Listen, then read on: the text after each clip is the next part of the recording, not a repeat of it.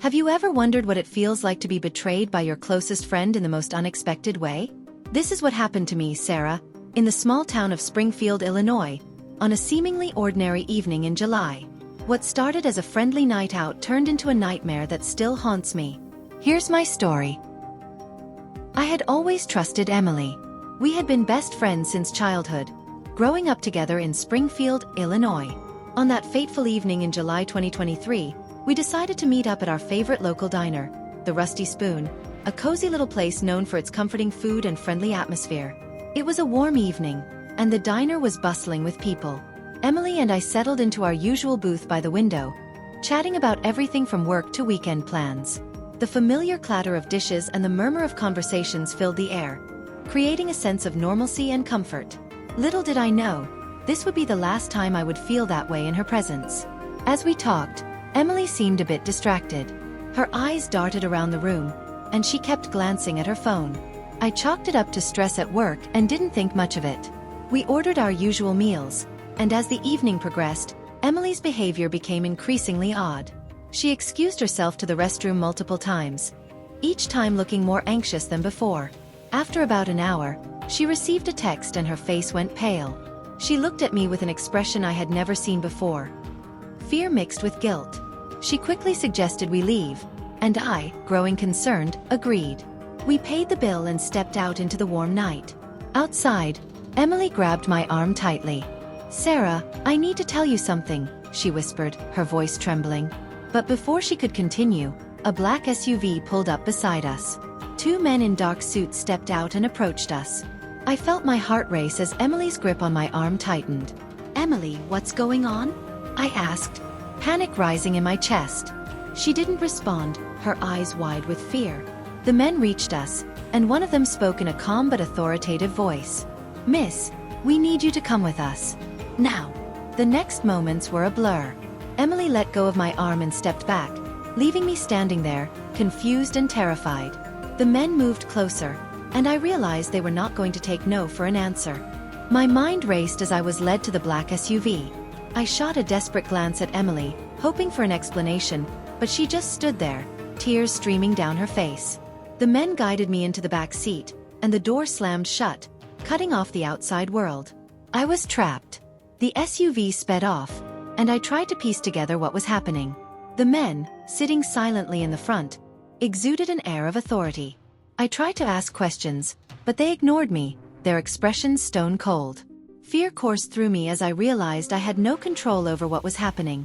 After what felt like an eternity, the SUV pulled into a secluded industrial area. The buildings were dark and foreboding, the kind of place where no one would hear you scream.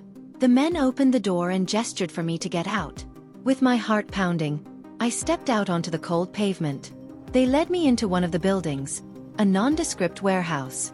Inside, it was dimly lit, with flickering fluorescent lights casting eerie shadows. I was directed to a small, cluttered office at the back. As I walked in, I saw a man sitting behind a desk, his face partially obscured by the dim light. "Sit down," he said, his voice calm but commanding. I complied, feeling like I was in some twisted interrogation room. The man leaned forward, his eyes piercing through the shadows. "Do you know why you're here?" he asked. "No," I replied, my voice shaking. "I don't. Please, just tell me what's going on." The man sighed and leaned back in his chair. "Your friend, Emily, has gotten herself into some serious trouble. And now, unfortunately, so have you." "What kind of trouble?" I demanded, my fear giving way to anger. "Why involve me?" He tapped his fingers on the desk, considering his words. "Emily is involved in some illegal activities. She made a deal with the wrong people, and when things went south, she offered you as collateral." I felt like the floor had fallen out from under me. Emily, my best friend, had betrayed me in the worst possible way. My mind struggled to process this revelation. "But I don't know anything about this," I protested. "I'm innocent." The man nodded. "I believe you. But that doesn't change the fact that you're now part of this mess. We need to ensure your silence, and that means keeping you here until we figure things out." The gravity of my situation hit me like a ton of bricks. I was trapped in a web of deceit and danger, with no idea how to escape. The man behind the desk stared at me, his eyes cold and calculating. I realized that begging or pleading would get me nowhere. "What do you want from me?" I asked, my voice steadying despite the fear gnawing at me. He leaned forward, clasping his hands together. "We need you to cooperate. If you do, you might walk out of here unharmed. But if you don't..." He let the threat hang in the air, unspoken but clear. Before I could respond, the door behind me opened, and Emily was pushed into the room. Her face was a mess of tears and guilt. She looked at me with pleading eyes, but I felt only anger and betrayal. "Emily, what have you done?" I demanded, my voice breaking. "How could you do this to me?" She collapsed into a chair, sobbing uncontrollably. "I'm so sorry, Sarah. I didn't know what else to do. They were going to kill me." The man behind the desk cut in, his voice sharp. "Enough. We need answers, not tears. Emily, explain everything. Now." Through her sobs, Emily began to unravel the story. She had gotten involved with a dangerous group, running errands and making deliveries in exchange for money. But she had made a mistake, and now she owed them more than she could ever repay. Desperate and terrified, she had offered me as a bargaining chip, thinking it would buy her some time. "You were my best friend," I said, my voice trembling with rage. "How could you think that sacrificing me was the answer?" Emily's sobs grew louder. I know. I was stupid and selfish. I didn't think they'd actually take you. I thought I could fix it before it got this far." The man interrupted again, clearly losing patience. "Enough. Here's what's going to happen. Emily, you're going to help us fix this mess. And Sarah, you're going to stay here until it's done.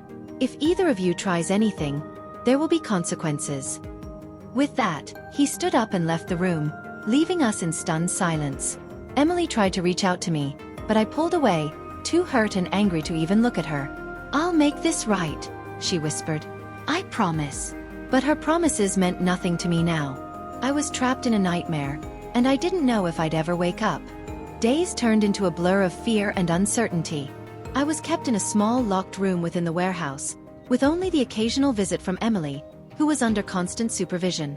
The man in charge, whose name I learned was Marcus, seemed determined to make sure I stayed out of sight and out of mind. One evening, Emily came to my room, her face pale and drawn. "Sarah, I have a plan," she whispered urgently. "I think I can get us out of here." I looked at her skeptically. "Why should I trust you, Emily? You got me into this mess." She winced but pressed on. "I know, and I'm so sorry. But I'm trying to make it right. Please just hear me out." Reluctantly, I nodded, and she began to outline her plan. She had overheard Marcus talking about a large shipment that would be moved out of the warehouse in a couple of days. During the chaos of the move, security would be lighter, and it would be our best chance to escape.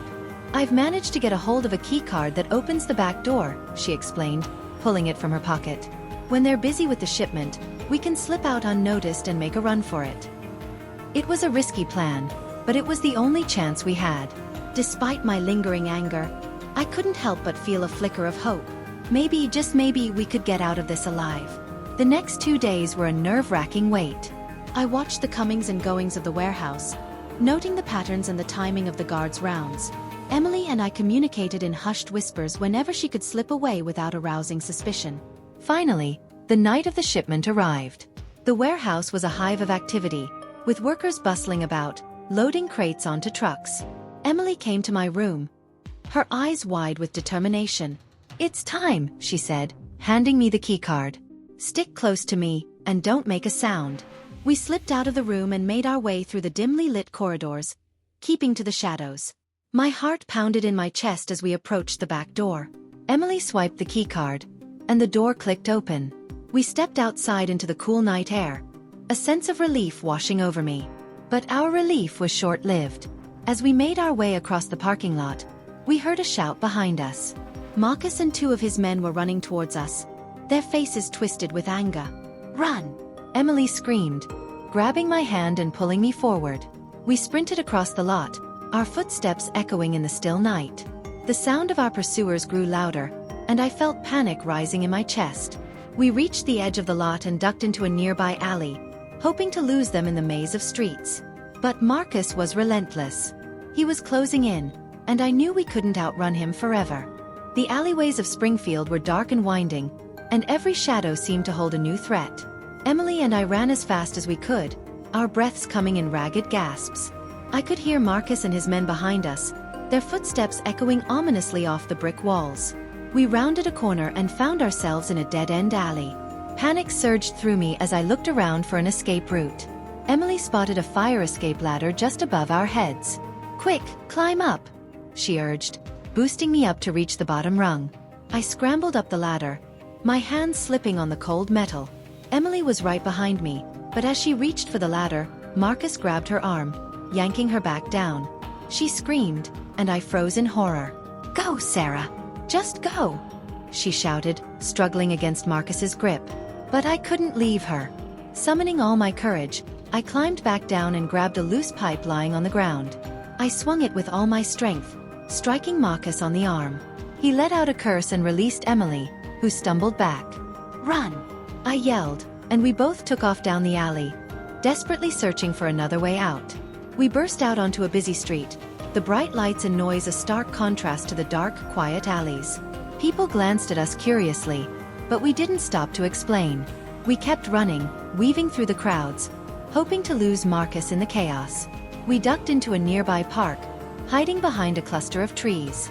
We crouched there, trying to catch our breath and stay out of sight. I could hear Marcus's shouts growing fainter, and I prayed that we had finally lost him. After a few tense minutes, Emily whispered, "I think we're safe for now. But we can't stay here. We need to find somewhere to hide until we can figure out our next move." I nodded, my mind racing. "Do you know anyone we can trust? Anyone who can help us?" Emily shook her head. "No one who won't ask questions. But I have some cash hidden at my apartment. We can grab it and head out of town. It's our only option." It was a risky plan, but it was all we had. We cautiously made our way through the park and back onto the streets, keeping to the shadows and avoiding main roads. Emily's apartment was a few blocks away, and we moved as quickly and quietly as we could. When we reached her building, Emily fumbled with her keys, her hands shaking. We slipped inside and hurried up the stairs to her apartment. She went straight to her bedroom, retrieving a small stash of cash from a hidden compartment in her closet. "We should leave through the back," Emily suggested. "It's less likely they'll be watching that way." We headed for the back door, but just as we were about to step outside, we heard a noise behind us. Marcus and his men had found us. They were blocking the only exit. My heart sank as Marcus and his men closed in on us, their expressions dark with anger and determination.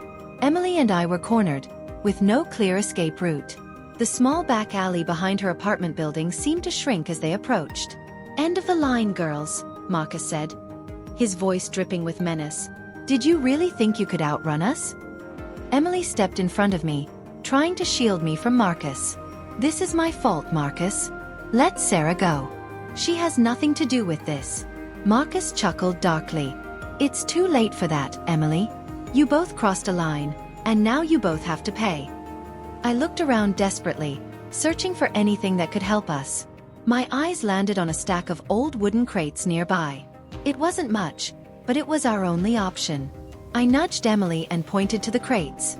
Understanding flashed in her eyes, and she nodded slightly. With a sudden burst of energy, we shoved the crates towards Marcus and his men, creating a temporary barrier. It wasn't enough to stop them, but it gave us a few precious seconds. We dashed past the crates, heading for a narrow passageway that led to the next street. We ran as fast as we could, our lungs burning and our legs aching. The sounds of pursuit were close behind, but we didn't dare look back. We emerged onto a quieter street, and I spotted a small run-down motel a block away. "This way!" I shouted, pulling Emily towards the motel. We burst through the doors and rushed to the reception desk. The clerk looked up in surprise as we gasped out our request for a room. We handed over some cash, not caring about the details, and took the key he handed us. We hurried to our room and locked the door behind us, collapsing onto the bed in exhaustion. For the first time in what felt like forever, we allowed ourselves a moment to breathe. Emily turned to me, her eyes filled with guilt and remorse. "Sarah, I'm so sorry. I never meant for any of this to happen." I looked at her, my emotions a whirlwind of anger, fear, and confusion. "We need to figure out what to do next. We can't stay here forever, and we can't go back to our old lives. Emily nodded, wiping away her tears. We'll leave town tonight. We'll get as far away as we can and start over somewhere new. It wasn't much of a plan, but it was all we had. We gathered our few belongings and prepared to leave the motel under the cover of darkness. As we stepped out into the night, I couldn't shake the feeling of unease. We were running, but I didn't know if we could ever truly escape the mess we were in. Ending. Our escape from Springfield was fraught with tension and uncertainty. We drove through the night, constantly looking over our shoulders, fearing that Marcus and his men were still on our trail. We didn't have a destination in mind, just a desperate need to put as much distance as possible between us and our old lives. Every shadow, every unfamiliar face, felt like a threat. The trauma of betrayal and fear clung to us, an ever-present reminder of the danger we had narrowly escaped. As the days turned into weeks, we moved from town to town, never staying in one place too long. The bond between Emily and me was forever changed. While we were united by our shared ordeal, the trust that had once been the foundation of our friendship was shattered. We spoke little of the past, focusing instead on the uncertain future that lay ahead. The terror of that night in Springfield never truly left me. It haunted my dreams and colored my every waking moment with a sense of dread. I couldn't shake the feeling that, no matter how far we ran, we would never be safe. The shadows of our past would follow us, always lurking just out of sight, waiting to pull us back into the nightmare.